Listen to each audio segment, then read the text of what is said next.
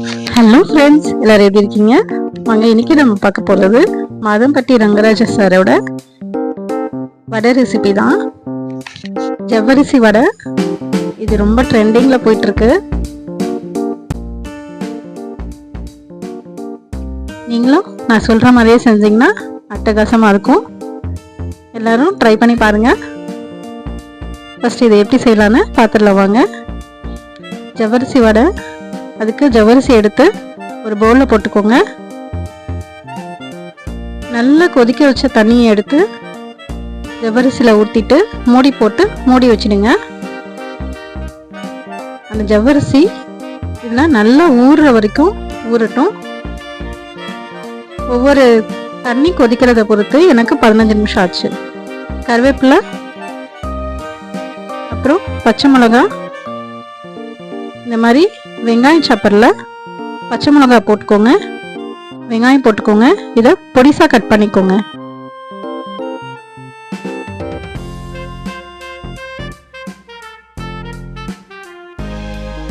Blender இல்லைன்னா நீங்கள் கையிலையும் கட் பண்ணிக்கலாம். நல்லா பொடிசாக கட் பண்ணணும், வேற ஒன்றும் இல்லை. இதை பொடிசாக கட் பண்ணிவிட்டு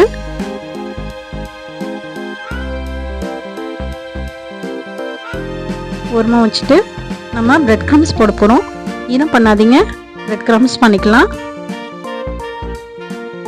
இந்த மாதிரி பிரெட்டை ஓரத்தில் கட் பண்ணிவிட்டு ஒரு 3 பிரெட்டுக்குள்ள எடுத்து மிக்ஸி ஜாரில் போட்டு பிளெண்ட் பண்ணிக்கலாம்.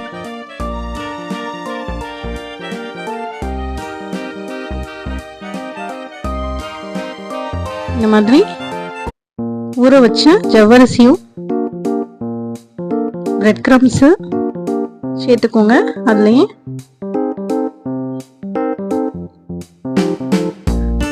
வெங்காயம், பச்சை மிளகாவை நல்லா சாப் பண்ணி வச்சுருக்கோம் இல்லைங்களா, அதையும் சேர்த்துக்கோங்க.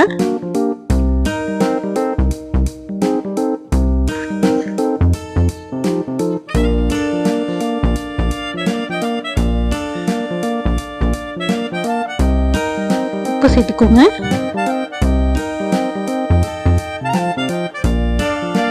கருவேப்பிலை கட் பண்ணியும் சேர்த்துக்கலாம்.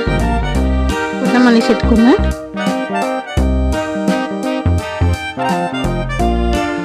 இதை நல்லா கலந்து விட்டுக்கோங்க.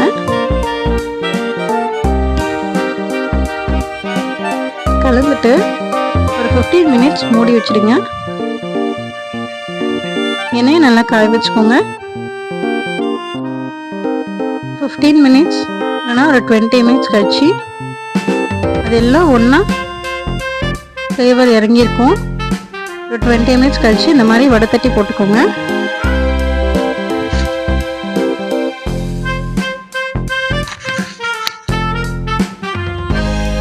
கொஞ்சம் நல்லா செவக்க வறுத்துக்கோங்க. இப்போதான் அந்த ஆனியன் ஃப்ளேவரில் நல்லா இருக்கும்.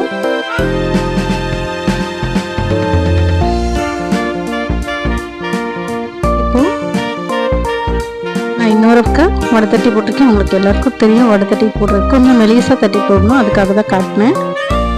கையில் இல்லை கவரில் தட்டிக்கலாம். எனக்கு தெரிஞ்சு வாழை இலையில் தட்டினீங்கன்னா ரொம்ப நல்லது.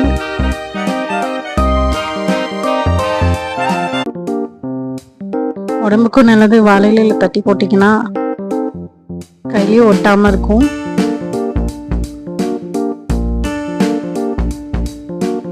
நல்லா பொரிஞ்சதும் எடுத்துட்டு சூடாக சர்வ் பண்ணிடலாம் வாங்க.